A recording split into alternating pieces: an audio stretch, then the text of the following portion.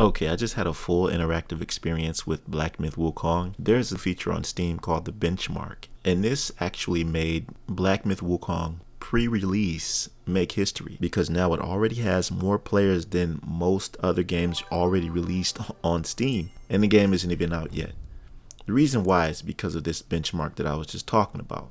Now, if you don't know what this is, I personally never experienced this before, but a benchmark is basically something that features a short, an interactive experience set in BlackMyth WuKong universe, showcasing the game's detailed environments, character models, and effects. It involves scenes and exploration, all rendered in real time using the Unreal 5 engine, which is the engine powering the game. Now, I myself am a game developer working on my own game, and I know the power that Unreal Engine holds, especially 5 and whatever updates it comes with. So I can only imagine what is going into this game. Also, the benchmark is particularly useful for gamers who want to see how their systems perform with next-gen features like ray tracing and advanced lighting techniques. It's also a marketing tool, of course, because you see where it took them already. The sales are through the roof, I'm sure, offering a glimpse into the game's stunning features, helping to build anticipation for the full release. And here's how you access the benchmark. You just have to go to the game, and then the option will be there on Steam to download the benchmark. It's only like not even a couple megabytes, so it's a small download, and once you download it, you'll be able to get access to this, and it feels like you're about to play the game, but you're not. So this is what I mean when I say I got a glimpse of WuKong early, because this is what it's actually going to feel like when you're playing the game. I mean, I had my Astros on, so it wasn't just a visual experience, it was also the sound that I was hearing, so it felt like I was actually in the scene. But here's what this article that was written just today talked about basically. It says, with the BlackMyth WuKong release date mere days away, this new benchmark tool is the next best thing while we wait. I have to agree.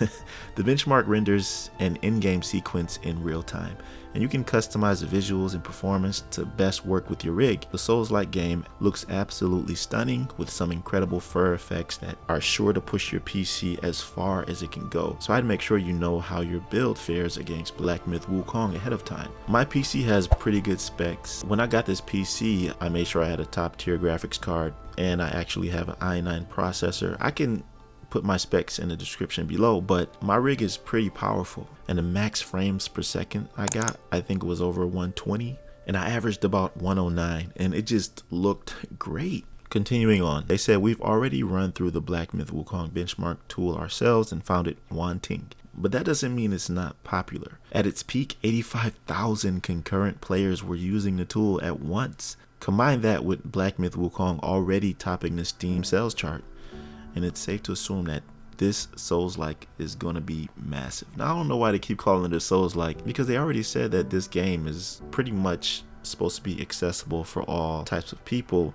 which means they didn't want to make it too difficult. Anyways, I guess a Souls-like game is the best that they can compare it to, given the boss battles and just how it looks in general. But plenty of PC games release free tools like this.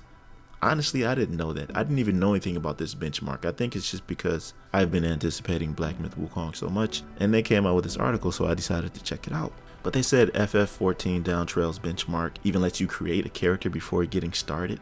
That would have been dope. If they would have let us run through like the first area with Sun Wukong or something like that, they didn't have to allow us to attack or anything. I just wanted to see how the movement was to run through the environment. I think they just want to save all of that for the game's release. But basically, all that you can do in the BlackMyth WuKong's benchmark is watch a camera shot sweep through a tranquil forest and river, and while it's certainly delightful, it doesn't indicate how well your rig will fare during combat.